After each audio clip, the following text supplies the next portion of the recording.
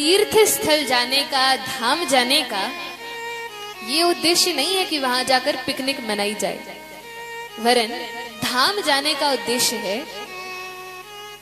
हमें ये विचार करना चाहिए कि इस स्थान पे, जैसे अभी हम वृंदावन में हैं, तो विचार करना चाहिए कि भगवान ने यहाँ पर लीला की है, भगवान अपने चरण कमलों से यहाँ पर चले हैं।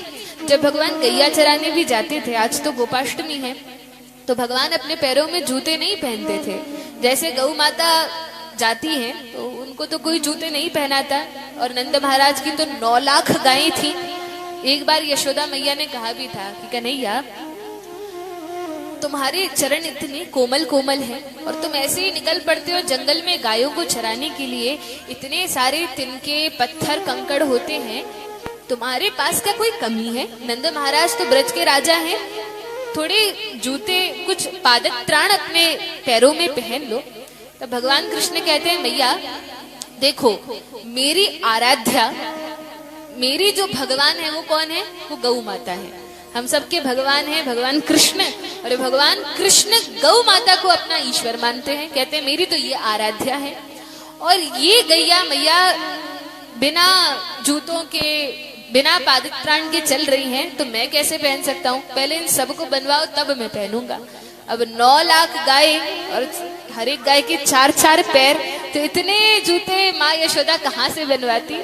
नहीं बनवाए। भगवान कृष्ण पैदल ही चलते थे, ऐसा नहीं है कि बनवा नहीं सकते, लेकिन यह तो भगवान की लीला ही थी। भगवान इस ब्रज रज पर चलते हैं क्योंकि ब्रज से भगवान बड़ा ही प्रेम करते हैं। तो इस स्थान पर भगवान अपने पैरों से चले हैं। वही रज जो उस समय द्वापर में थी, वही रज आज भी है, बदल थोड़ी ना गया, वही चल रहा है। वही पृथ्वी, वही ब्रज है, वही रज है, वही यमुना जी हैं। तो विचार करना चाहिए, इस भूमि पर तो भगवान खेले हैं, भगवान ने कई कई लीलाएं की हैं, और कितने भक्त अनंत काल से इस स्थान पर आते हैं।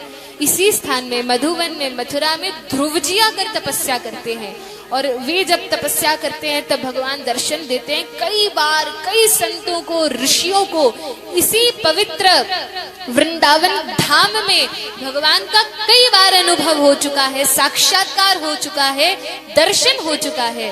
तो ऐसा यह सुंदर स्थान है। यहाँ पर इस भाव से नहीं आना चाहिए कि मजे करेंगे, खाएंगे, पिएंगे, सोएंगे। यदि यहाँ आकर भी हम यही सब करें तो इस स्थान की महिमा क्या?